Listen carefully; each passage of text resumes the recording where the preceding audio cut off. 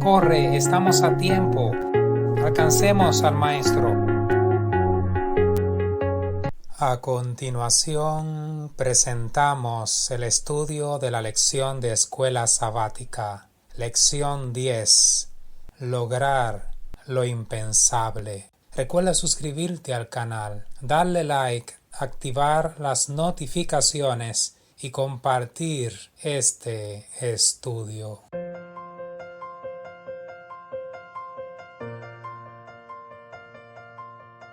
Luke Fook, un cristiano chino, tuvo compasión de sus compatriotas que se habían vuelto esclavos en las minas africanas. Quería darles la esperanza del Evangelio, pero ¿cómo podría tener acceso a ellos? Su solución fue venderse por un periodo de 5 años como esclavo. Fue transportado a Demerara, donde trabajó en las minas y les habló a sus compañeros de trabajo acerca de Jesús. Luke Fook murió, pero no antes de que 200 personas fueran liberadas de la desesperanza al aceptar a Jesús como su Salvador. ¡Qué ejemplo! Al hacer lo impensable, es decir, tomar forma de siervo.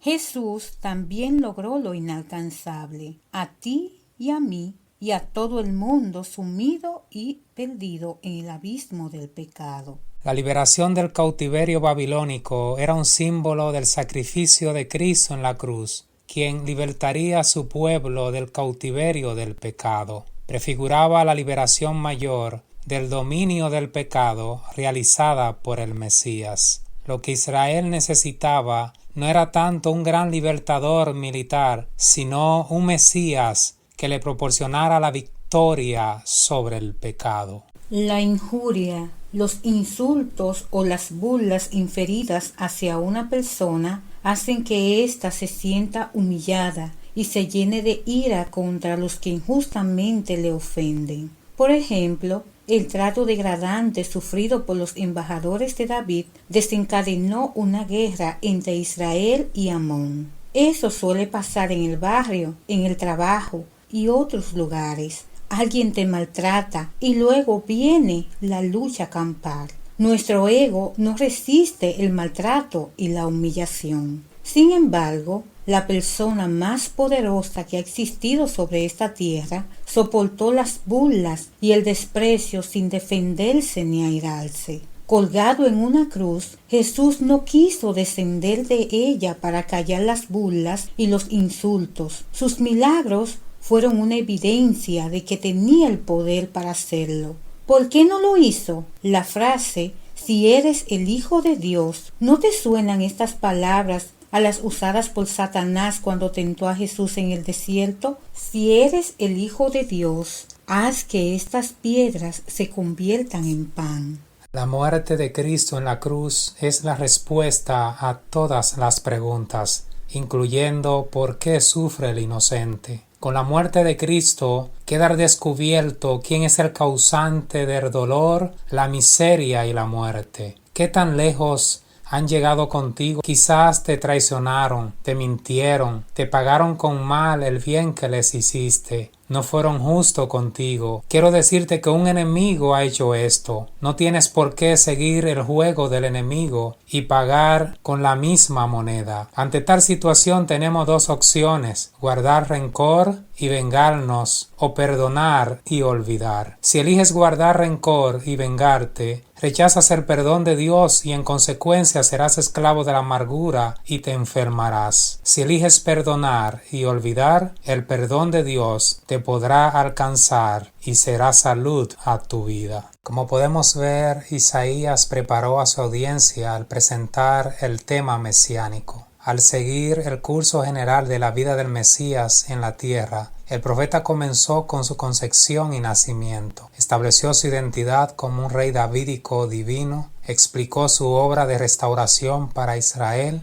y su ministerio silencioso de liberación de la injusticia y el sufrimiento. Ahora, Isaías revela que el gran drama del Mesías incluye el contraste de la tragedia antes de la exaltación. Ahora el poema del siervo sufriente sondea las profundidades de la tragedia. Este poema se compara con la estructura del valle de Filipenses, donde Jesús comienza en forma de Dios, pero desciende al vaciarse para asumir la esclavitud en la forma humana, humillándose hasta la muerte y la muerte más baja de todas, la muerte en la cruz. Por lo tanto, Dios lo exalta sobremanera a fin de que todos lo reconozcan como Señor. ¿Quién ha creído a nuestro anuncio y sobre quién se ha manifestado el brazo de Jehová? En Isaías 52:13, el siervo de Dios es exaltado en extremo, pero de repente, en el siguiente versículo, se anuncia su humillación y se describe su apariencia tan desfigurada que no puede ser reconocido como uno de los hijos de los hombres. Esto provoca que los reyes vean lo que nunca les fue contado y entiendan lo que jamás habían oído. El Nuevo Testamento describe los factores que desfiguraron la apariencia de Jesús, incluidas la flagelación, su espalda lacerada, ser magullado, escarnecido, la corona de espinas, el agotamiento y el dolor, su ejecución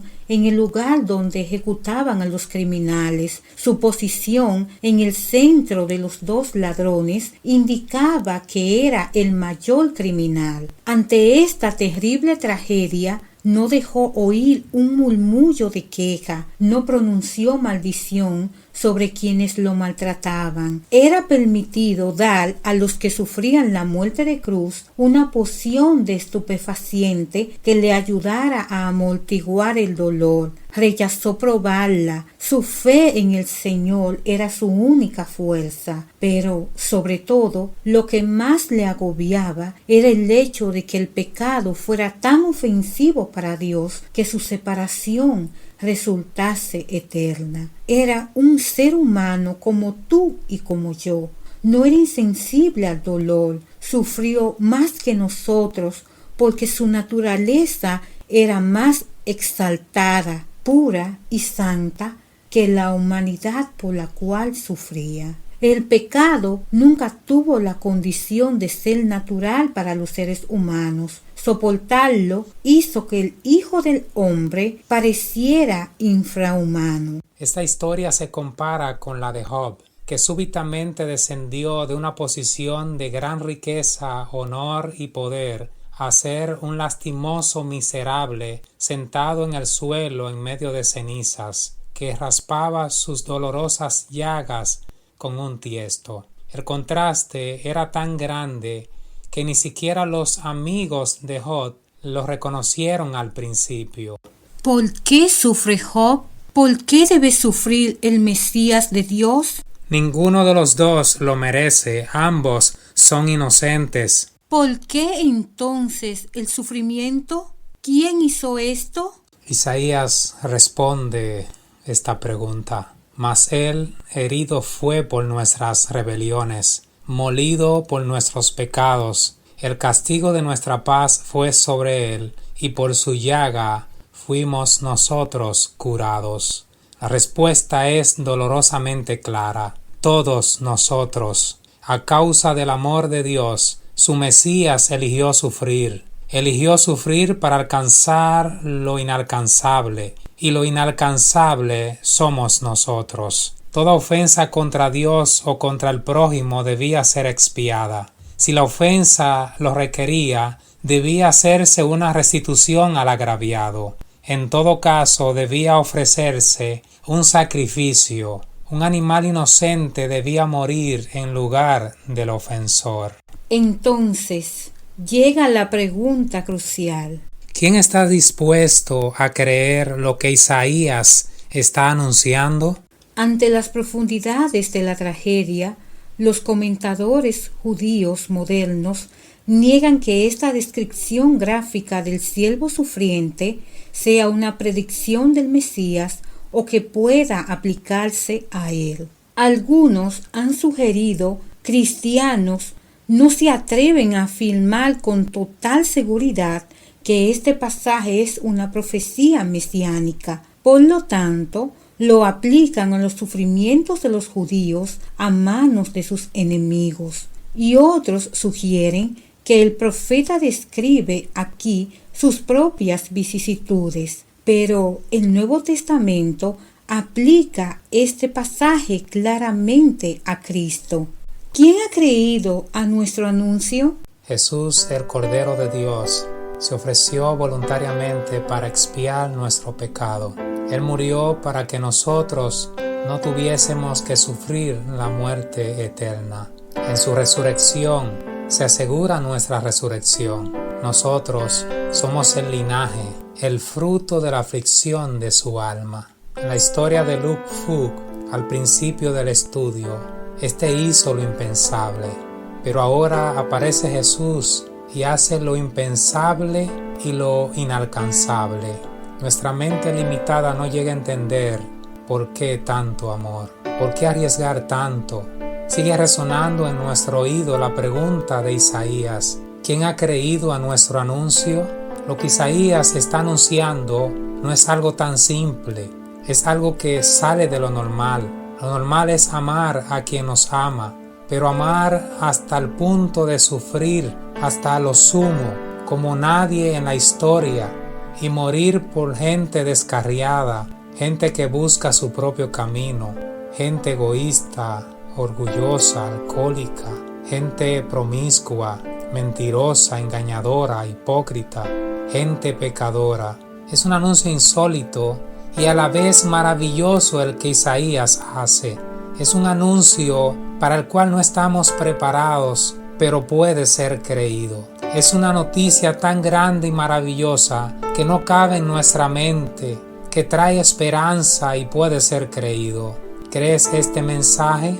Si crees, dale like y el sacrificio supremo de Jesús habrá valido la pena para ti. Él quedará satisfecho cuando nos vea entrar por las puertas de la Nueva Jerusalén. Dios te bendiga.